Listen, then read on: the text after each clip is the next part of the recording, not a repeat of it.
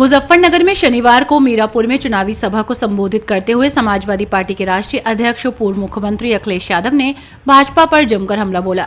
बिजनौर लोकसभा क्षेत्र से सपा प्रत्याशी दीपक सैनी के समर्थन में आयोजित सभा में उन्होंने कहा कि जो 2014 में आए थे वो 2024 में चले जाएंगे।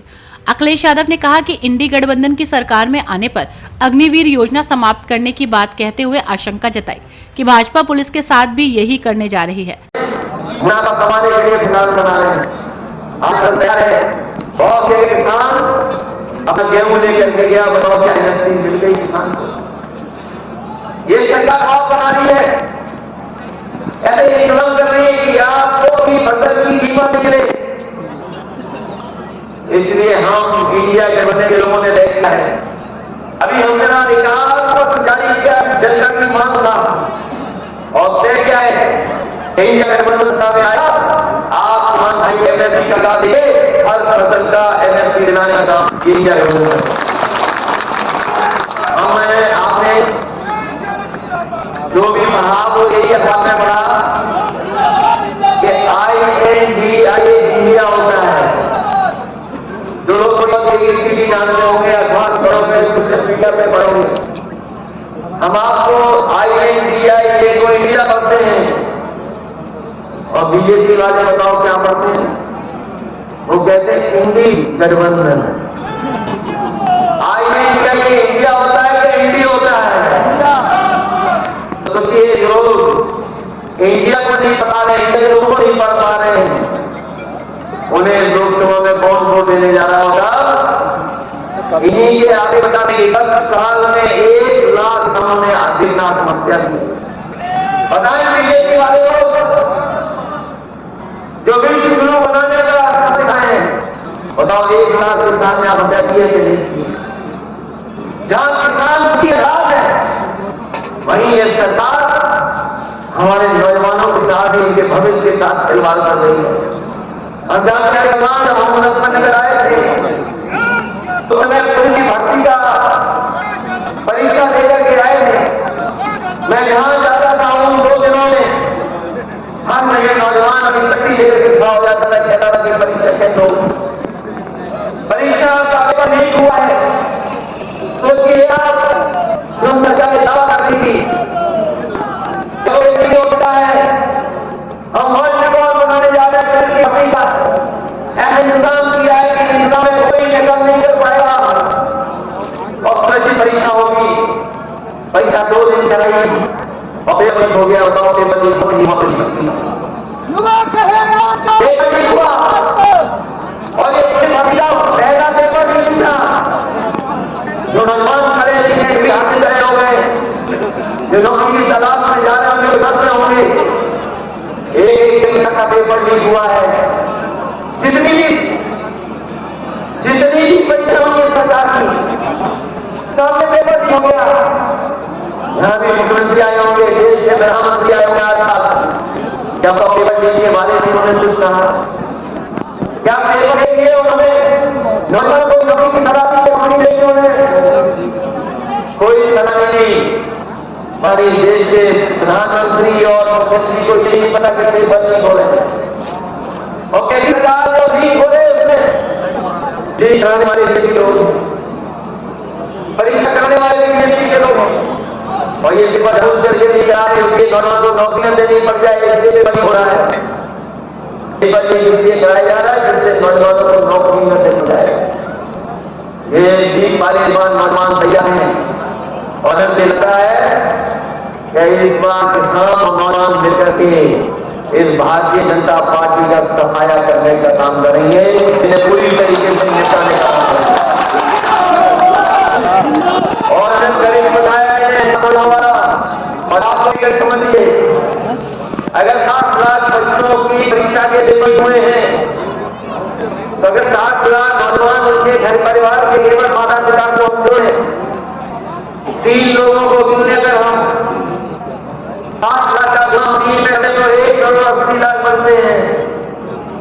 वो यही 1 करोड़ 80 लाख लोग जो तक है जिनका परिवार प्रभावित हुआ है केवल परीक्षाओं के पेपर ही थे और 80 लोकसभा में भागे, लोकसभा में 2,25,000 40,000 वोट कम हुआ है, तो बताओ भारतीय जनता पार्टी कहां से 405 कर रही है?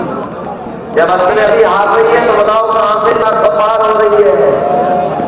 ये 405 नहीं, इस बार किसान नौजवान मिलकर के इन्हें 400 से हराने का काम करेगा, 400 हराने का। और फिर ये सरकार, इनके नेता आपने देखा होगा। इस बार चुनाव की अलग परिस्थितियां हैं। एक तरफ बताते हैं जो संविधान को खत्म करना चाहती है और दूसरी तरफ संविधान को बचाना चाहती है। अखिलेश ने कहा कि इस बार संविधान मंथन होने जा रहा है। एक ओर संविधान की रक्षक पारियां हैं तो दूसरी ओर संविधान के भक्षक मैदान में हैं। इतनी लूट चली हुई मैं कुछ नहीं बताऊंगा, इतना भारी पड़ेगा। ये बनवा दो।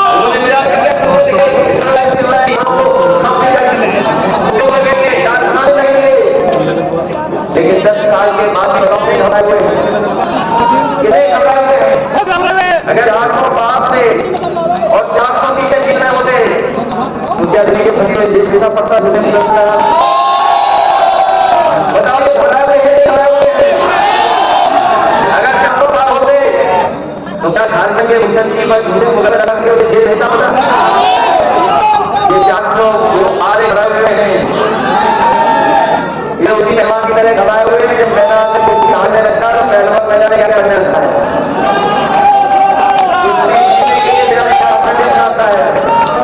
इनके आपस में अपील करते हैं कि हमारे बच्चों की जो हवा चल रही है, लग रही हवा चल के आ रही है, ये परिवर्तन की हवा चल रही है। और इसलिए परिवर्तन की हवा चल रही है क्योंकि इस बार पीडीए के लोगों ने मन बना लिया है कि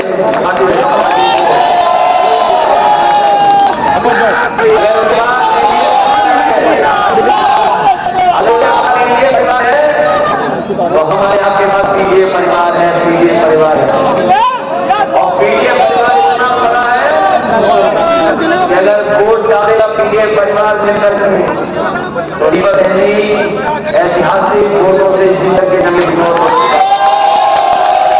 और लोकसभा के हमारे जितने वोट हैं उनकी जिम्मेदारी इस विधानसभा को जिताने की है ही है। लेकिन इस बार तो पूरा उत्तर प्रदेश जान गया, तो सब जान गए कि मुजफ्फरनगर की समाजवादी पार्टी जीत रही है,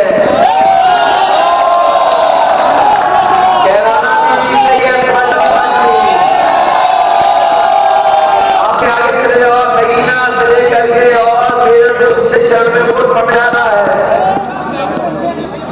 बात तक समाजवादी पार्टी जीत रही है।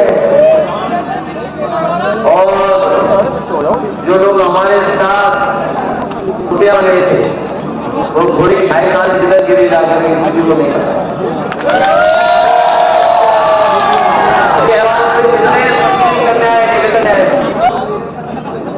हमारे दीपक सैनी जी नौजवान साथी हैं,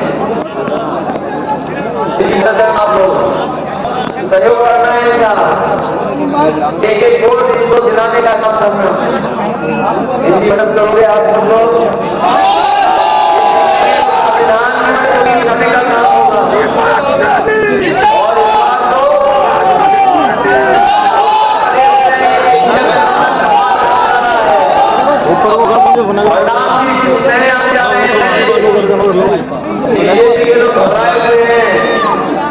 बाढ़ बहुत बड़ा यूपी के लोग जब स्वागत करते हैं तो अच्छा स्वागत करते हैं, लेकिन जब विदाई करते हैं तो बहुत धूमधाम से विदाई। जो लोग चौड़े रहते हैं 24 में चले जाएंगे।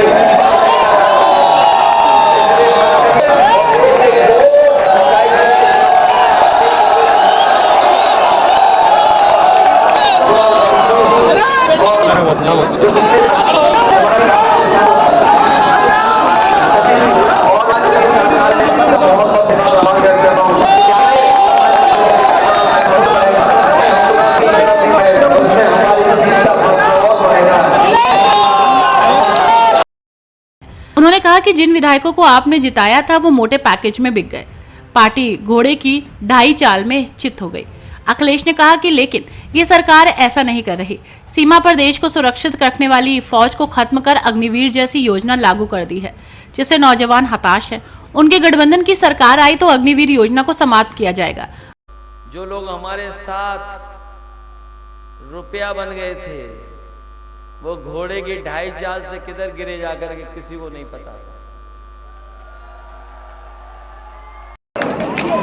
जहां गर्मी है और लगातार तापमान बढ़ता चला जा रहा है और वोट डालना तय अथवा नहीं है, राष्ट्रीय सदस्य के सभी और शासकों के बड़े नेता आगे पीछे बहुत सारी बातें अपना कर चुके हैं।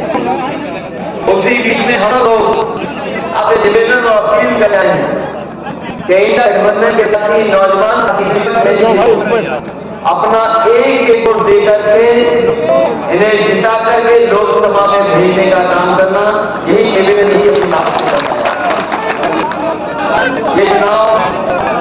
2024 का देश का सबसे बदसूरत चुनाव होने जा रहा है। ये ऐसी बदसूरियां हैं कि एक तरफ वो लोग हैं जो संविधान राज्य पर देश को दूसरी तरफ वो तरफ दिखाई दे रही है जो संविधान से दिए हुए अधिकारों को एक एक कर करके हमसे अधिकार छीन रहे हैं। और ये लोकसभा का चुनाव अपने आप में इसलिए है कि याद कीजिए हमने और आपने किताब में पढ़ा होगा कि एक बार इस धरती पर समुद्र मंथन हुआ था और समुद्र मंथन के बाद एक तरफ कौन था दूसरी तरफ कौन था आप जानते हो।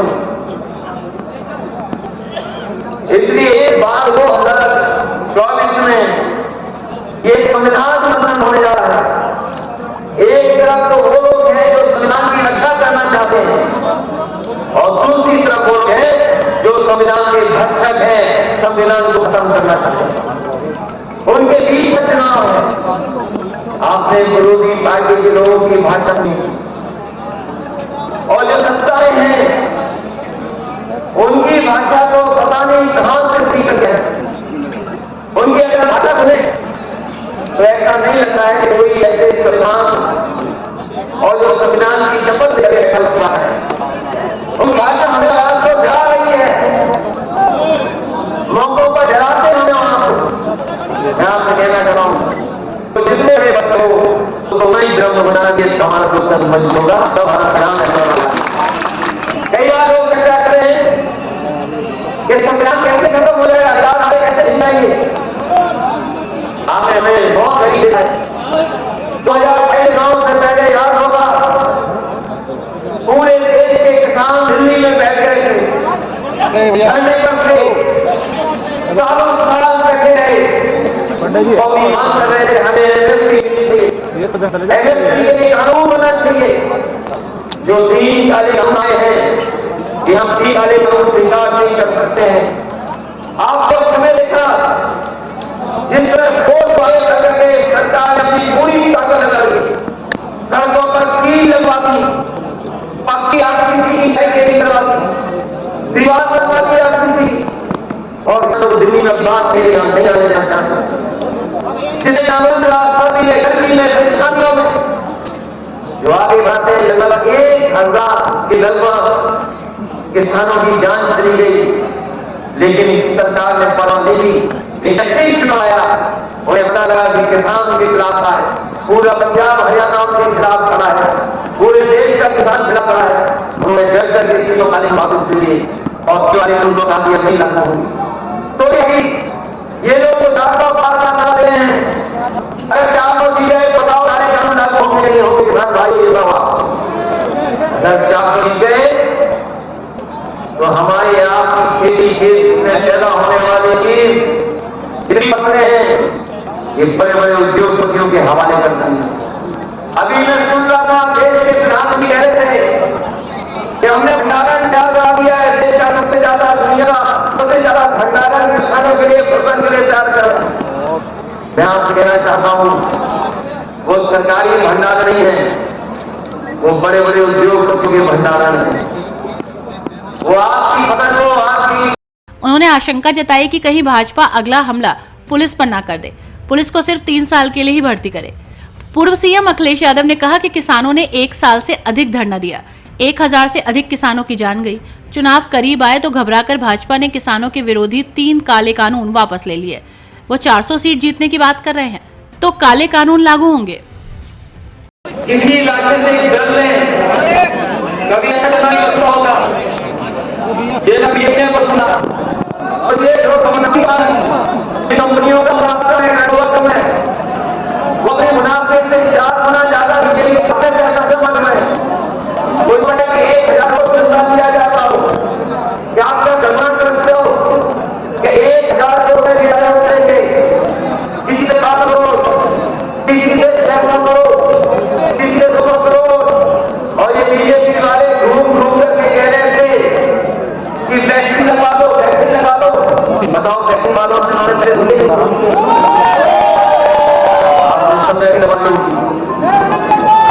तो हमारे जैसे आप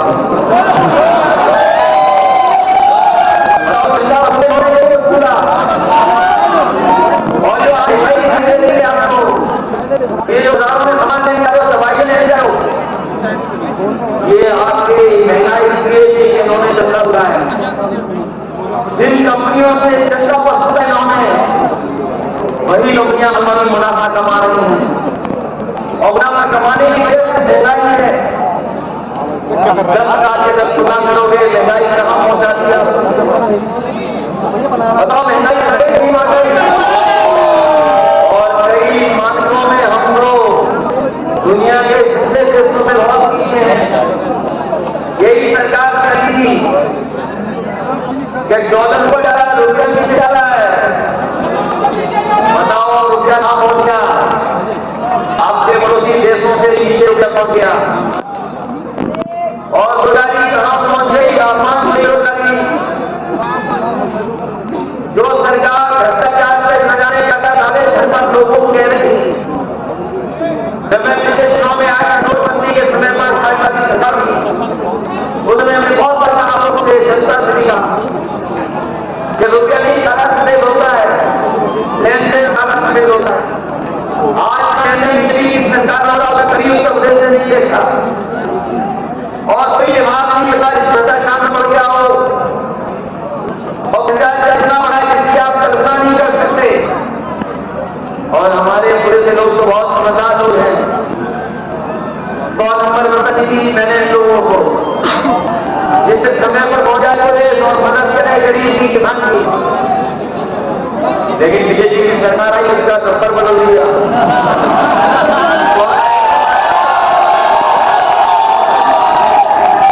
और 112 से हमारी पुलिस को लगा तो उनका भी रेट अब बढ़ जाना चाहिए। भ्रष्टाचार बढ़ गया या नहीं बढ़ा? और जिन्होंने आज अपना ध्यान से बढ़ावा, अभी तक तो ये जनता से वसूलते थे, ये बंदे वसूलते इतने आजाद हो गए कि अपने पुलिस से वसूल नहीं है पैसा। सोचिए हमारे मुख्यमंत्री की पुलिस कैसी बन गई? पुलिस से पैसा वसूल नहीं। और जब वो पैसा नहीं दे पाया तो बताओ उसने गोली मार ली कि नहीं मार ली? गोली मार ली तुमको। ये जो बीजेपी वाले मुख्यमंत्री जी कह रहे हैं, पता नहीं कौन सी कहानी बनाते थे, दिल्ली वाली कहानी। अभी बनारस में हम लोगों ने देखा, देश के जो प्रधान सांसद है उनकी लोकसभा में एक चौराहे पर किसी से हमारी फांसी बची गई, सब इंस्पेक्टर ने किसी बीजेपी वाले को रोक दिया। तो ये वाले वो सोशल मीडिया पे आपने देखा होगा, सोशल मीडिया पे आपने देखा होगा बीजेपी के नेताओं ने उस खाकी मैंने सब इंस्पेक्टर की धुलाई कर दी और उसे किक मार करके धुलाई कर दी। इतने ही लापता से हमारी इसका पता नहीं लग सके। मैं ये जानना चाहता हूं कि जिन लोगों ने पुलिस को अपमानित किया है, आखिरकार उन पर कार्रवाई क्यों नहीं हो रही? उन्हें कौन बचा रहा है? उनके साथ कौन खड़ा है? बीजेपी वाले खड़े हैं, बीजेपी वालों को पूरी आजादी है स्पीकर में। इसलिए हम कहना चाहते हैं, हमारे आप इतिहास सुनने जा रहे हैं, केवल हमारे आप नहीं सुनने जा रहे हैं। मेरी लाले की तरफ दिया हमें अपना पैकेज मिला है ये जमाना पैकेज का है अपने विधायकों को अपना पैकेज दिया आपने वो भी करा करने के गए हैं और आप साथ होकर दे गए हैं जाने कौन सा मिल गया हम तो समझ में न करते खड़े और संजान लेकिन ये घाटा चला गया ढाई चार से बताओ गया जिनसे डर कर हम लोगों ने चाया आज पागली के साथ खड़े हो गए इसलिए हमें सब नहीं है लेकिन आने वाली हाल के ऊपर चुनाव है ये 400 लोकसभा जीत करके बता दें कौन सा संविधान में बदलाव लाना है उस समय में इस संविधान को बाबा साहब भीमराव अम्बेडकर जी ने दिया और उस संविधान के तहत हमें आपको अधिकार मिले उन अधिकारों को ये छीने गए इनके लिए कोई कानून नहीं है इनके साथ कोई चला करे तो कानून नहीं है ये अपनी जीवन की सत्ताएं जो है उनको खत्म करके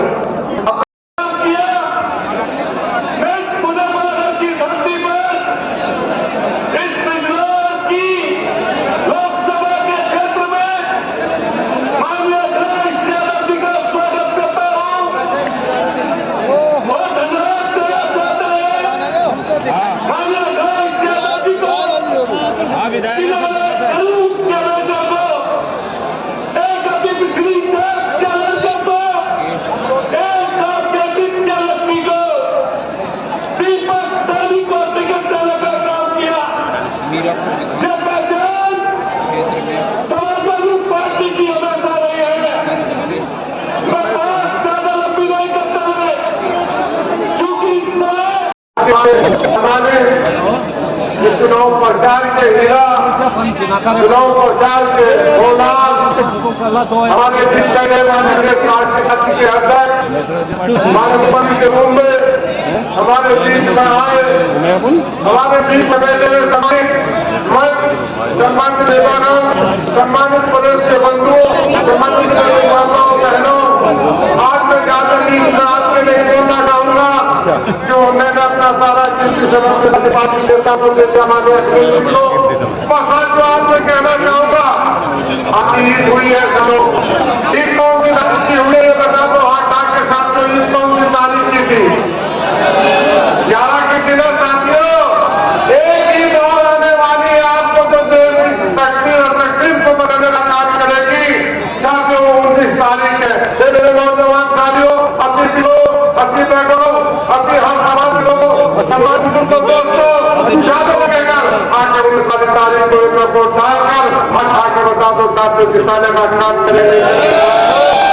आपने यहाँ गलियापुर से पहले भी दिखाया था साथियों मेरा प्रतिभा का भेजने का काम किया था आज हमारे बीच नहीं है पर साथियों भूलना नहीं है कौन अपने माने हमारी नहीं है माने मुलायम सिंह यादव जी और उनकी बहादुर की ओर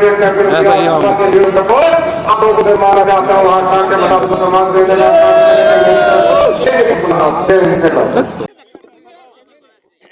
नहीं मेरी रुक जाओ भाई प्रोफेसर आ जाओ देखिए मैं आपकी बात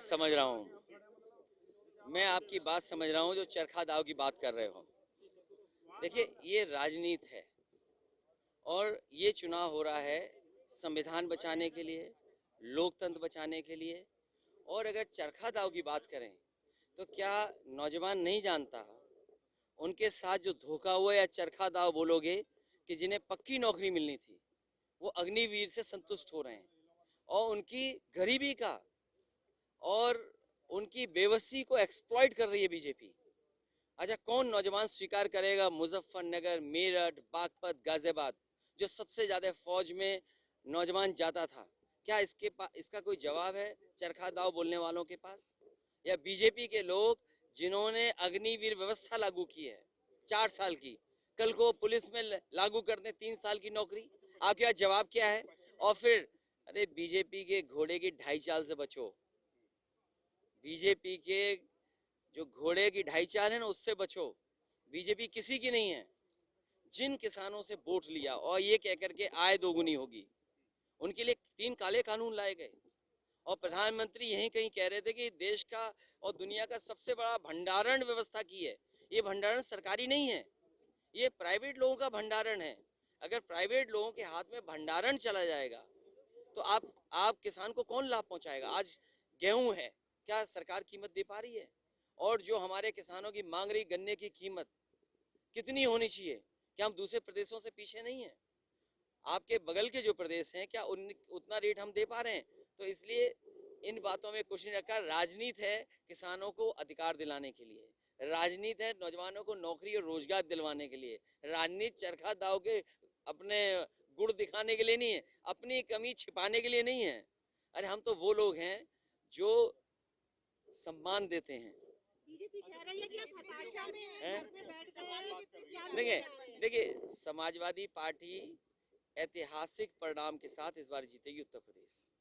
और आप खुद महसूस कर रहे हैं कि इस बार जो पश्चिम से हवा चलने जा रही है, जो समाजवादियों और इंडिया गठबंधन के पक्ष में है, वो आखिरी कोने तक आपको ऐतिहासिक वोटों की और ऐतिहासिक सीटें जीतेगी।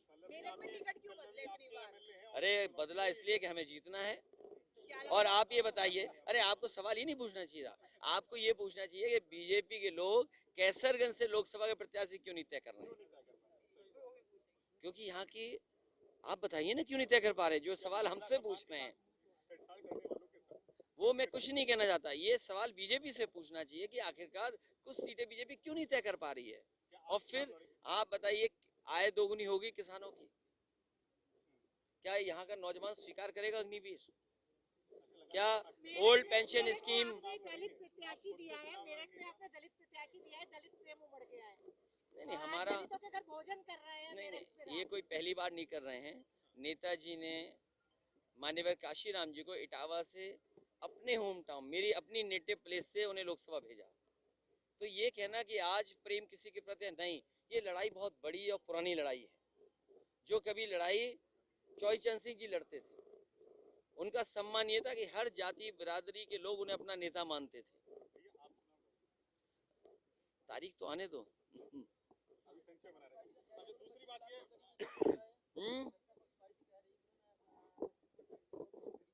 हर न्यूज अपडेट के लिए डिस्क्रिप्शन बॉक्स में दिए हुए लिंक से ज्वाइन करें रॉयल बुलेटिन का व्हाट्सएप ग्रुप और पाएं हर खबर सबसे पहले अपने व्हाट्सएप पर।